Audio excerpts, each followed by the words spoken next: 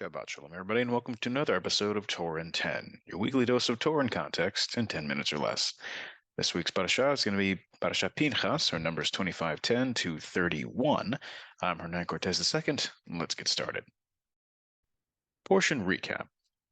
Pinchas is about covenants and laws outside of time and the progress of a new generation.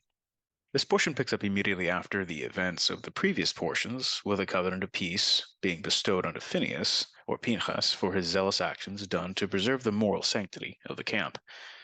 The importance of this covenant cannot be understated, considering that this is not only an example of Hashem initiating a covenant with man, but that it stands in direct contrast with the religious systems and deities of the ancient Near East. Bear in mind that humanity under these gods was brought up to believe that they themselves are the servants, and in some cases actually slaves, to the whims and needs of the gods, and that there is no honor that is to be given to them. They are a tool and a resource. Coupling this eternal covenant to Phinehas and his descendants with the daughters of Zelophehad, the theme of true righteousness through the raising of status becomes apparent. To say that women in the ancient Near East were marginalized would be an understatement. The options available to a woman without a father or husband were not pleasant or honorable, to say the least. Though in cultures such as Mesopotamia and Egypt, women had levels of autonomy, the harsh fact is they were regarded as lesser, and the concept of temple prostitution to fertility goddesses was commonplace. We see examples of this with the worship of Asherah in Canaan, or Mesopotamia with the ritual marriage ceremonies of Inanna and Ishtar. Remember that within the ancient world, and even today, the idea of divine imitation, or imitatio Dei, the Latin phrase for this concept, was a common method of worship towards the gods. With this concept in mind now, we understand why Hashem commands us to be ritually and morally pure, avoiding sexual immorality, to not meddle with the dead or divination, and to not perform human, especially child, sacrifices. We are to be holy, for God is holy, and he does not wish us to defile ourselves like the camp was beginning to before the intervention of Phinehas.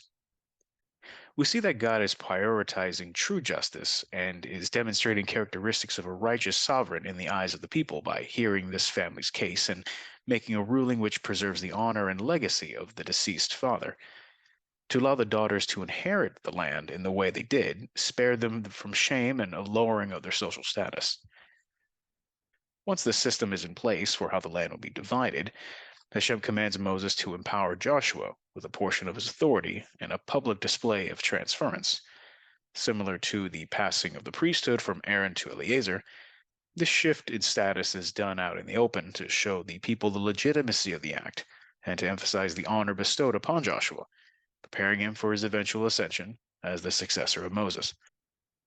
This portion concludes with a recap of the daily offerings commanded by Hashem and the feast offerings that are to be brought as well, beginning with the daily offerings and detailing the necessary elements for the Sabbath offerings, monthly offerings, Passover offerings, offering of the festival of the harvest, or Shavuot, the festival of trumpets, Yom Teruah, offerings necessary for the Day of Atonement, Yom Kippur, and finally, offerings for the different days of Sukkot.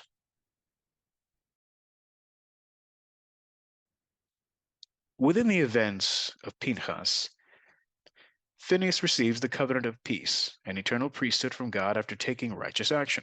A census is commanded to count the population of fighting-age men of the second generation before entering the land of Canaan. Laws of inheritance are established with a special precedent set forth for cases of families having no living males to inherit. Joshua is appointed to be Moses' successor in front of the entire congregation. Laws regarding daily offerings, Sabbath offerings, and high holiday offerings are commanded to reinforce the obedience of the children of Israel. Did you know worship of Baal in Canaan dates back to the time of the Hyksos in the latter half of the Middle Bronze Age? The grant covenant made with Phinehas was a special gift given by kings to their favored vassals. To challenge the gift was considered an affront to the authority of the king who gave the gift. The practice of laying hands on someone to transfer power was a concept that was well understood by the children of Israel and can be seen in Egyptian rock-cut tomb murals dating back to the 14th century BC. Question time. What was the minimum age of the Levites that were counted in the second census? What were the names of Zelophehad's daughters? Before the covenant of peace was made with Phinehas, what was his assigned role in the tent of meeting? Happy studying, and Shabbat Shalom.